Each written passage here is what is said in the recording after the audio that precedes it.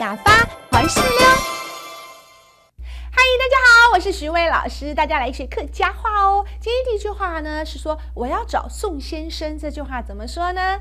我请宋先生，我就是我。我要会念哦，我请就是到处去找的意思。宋先生，先生就是我们说的先生，先生，我请宋先生，哎，念得很好。那请问有什么事情吗？请问有乜嘅事情？请问就是请问，有就是有没有的有啊？请问有，请问有乜嘅这个字会了吧？跟徐老师学那么久的客家话了，乜嘅就是什么？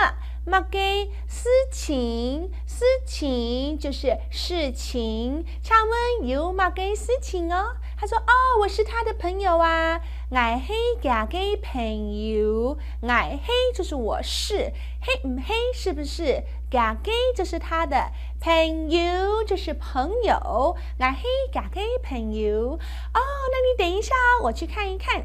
请等一下，请等一下，等一下就是等一下。我去看哪？我去看哪？看就是看的意思。你等一下，我去看一看哦。今天是谁来说客家话呢？宋少卿。我请宋先生。请问有乜嘅事情？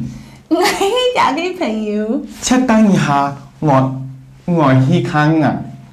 哎，今天学的最有用的那句话应该是我是他的朋友，怎么念？来念给我听。我是他的朋友，安拜，我好高兴哦，下回见咯，安子 say 拜拜。